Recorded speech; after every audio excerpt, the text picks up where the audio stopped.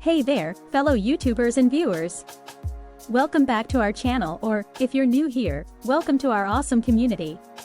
I'm really excited to have you join us today, for if NASA wasn't broke, the impact of NASA is undeniable. This organization has the unique ability to ignite a passion for pure physics, mathematics, engineering, and science in the minds of everyone it touches. Walk into any middle school science classroom, and you're likely to see posters of rockets, planets, and black holes, many of which are emblazoned with the iconic NASA insignia. Ask the science-minded kids in those classrooms what they aspire to be when they grow up, and the answer is seldom surprising. They don't dream of working for the Department of Agriculture or becoming a defense contractor, they dream of working for NASA.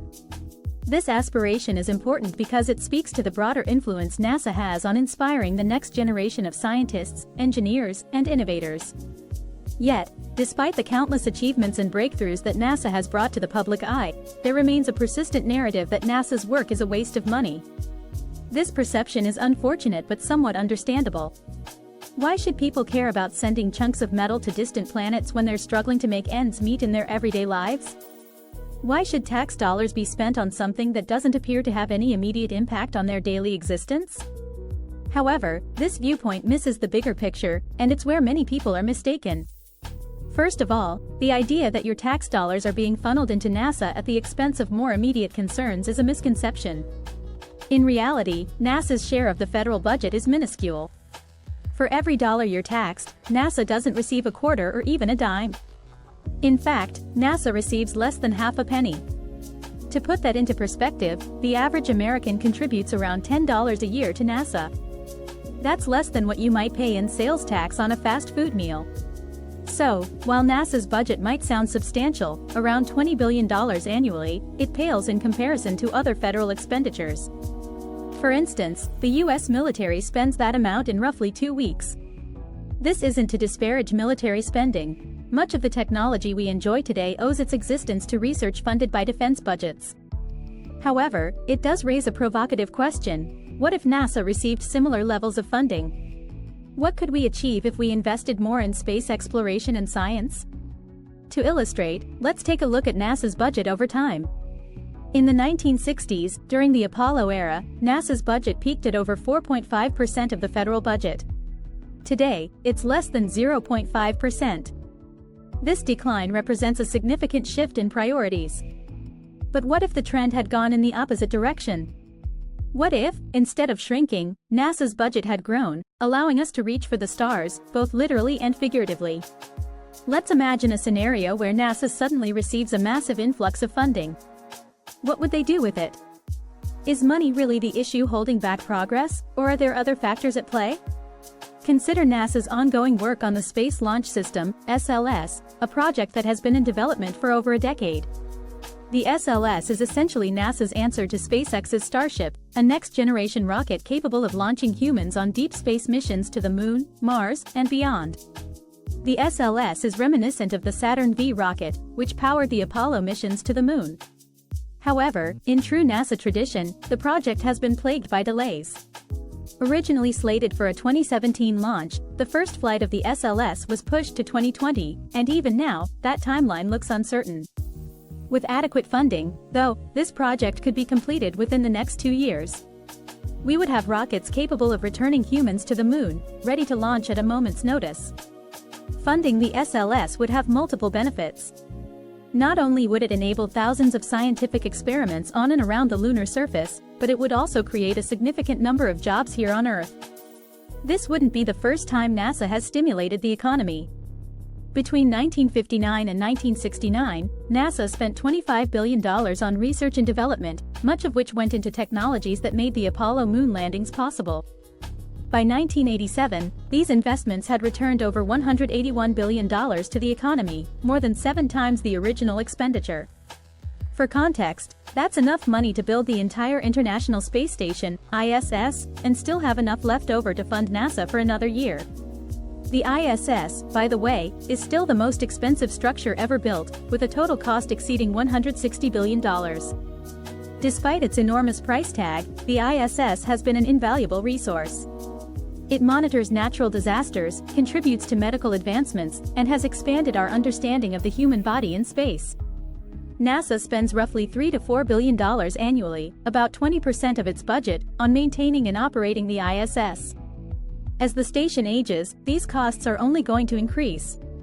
But with proper funding, the ISS could be expanded, accommodating more astronauts and experiments, and even evolving into something entirely new. Imagine a future where the ISS is no longer the final destination for astronauts but a pit stop on the way to other parts of our solar system. The 6 astronauts currently aboard could turn into 10, then 100, and eventually, an entire community of people orbiting Earth every 90 minutes. Now, let's take a moment to think about the Moon. When you look at that gray, pockmarked rock spinning around our planet, it's easy to forget that it's littered with remnants of 6 Apollo missions from over 50 years ago. There are US survey drones, lunar rovers, and even bags of, well, let's call it, waste. The total cost of the Apollo program, which sent 12 astronauts to the Moon and brought them back safely, was about $25.4 billion in 1973. Adjusted for inflation, that's approximately $146 billion in today's money, or roughly 3% of the current US federal budget.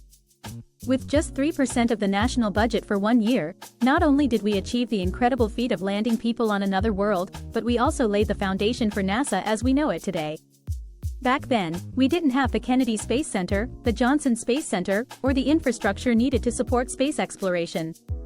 We didn't have the rockets, the vehicles, or even the technology required to accomplish such a mission. And yet, we built it all from scratch, on a remarkably tight schedule. If we could do that with 1970s technology, imagine what we could achieve today with our advanced tools and resources. The Apollo program didn't just change space exploration, it transformed the world. Companies like Intel, AMD, and Nvidia, which have a massive impact on the technology you use every day, might not exist if it weren't for the innovations driven by the space race. From the computers that power your smartphone to the graphics cards that make video games look so lifelike, much of the technology we take for granted has roots in NASA's pioneering work. So, what's stopping us from going back to the Moon? NASA estimates that a return mission could be accomplished for as little as $10 billion within the next 5 years. That's a fraction of what the Apollo program cost, thanks to the advances we've made since then. Today's technology is capable of sustaining a small colony on the Moon, but as always, the limiting factor is money. At first, we likely wouldn't live on the lunar surface itself. It's too risky, and we don't yet have the resources for long-term habitation. Instead, we would start with something called the Lunar Gateway. If you've seen movies like Interstellar or any number of other space-themed films, you've already seen something like the Lunar Gateway. This station would function much like the ISS, but it would orbit the Moon rather than Earth. The Gateway would serve as the primary base for all lunar operations, housing laboratories, living quarters, and equipment for missions to the Moon's surface. Just like the ISS, it could be regularly serviced and expanded over time. Initially, progress would be slow, but eventually, we could see a thriving lunar outpost, a city on the Moon. But why would we want to live on the Moon? What would we gain from such an endeavor? Surprisingly, it could be one of the most profitable ventures in human history. The Moon is rich in metals and materials that are rare on Earth, including uranium, thorium, and other valuable resources. Even more critical are the Moon's poles, where scientists believe there may be substantial deposits of water ice. Water is essential for sustaining human life, but it's also vital for space travel. Both humans and rockets need oxygen, and if we can extract water from the Moon, we can produce the oxygen needed for breathing and rocket fuel, reducing the amount we'd need to transport from Earth. With an estimated $40 billion, we could realistically start planning the construction of a long-term, sustainable base on the Moon. That's equivalent to just 4 days of the US federal budget. Of course, there are challenges to space travel. How do we manage waste? How do we recycle oxygen and other resources? These are complicated problems, but they are solvable. Missions to the Moon are about 1,000 times farther from Earth than missions to the ISS, so we need reliable systems that can support humans in deep space and still be light enough to launch. If we can't overcome these challenges on the Moon, how can we expect to reach Mars? The Moon and Mars are intrinsically linked in our exploration of space. By developing the technology and techniques to live on the Moon, we also pave the way for missions to Mars. The Moon is like the kiddie pool of space exploration. Thank viewers for watching or subscribing.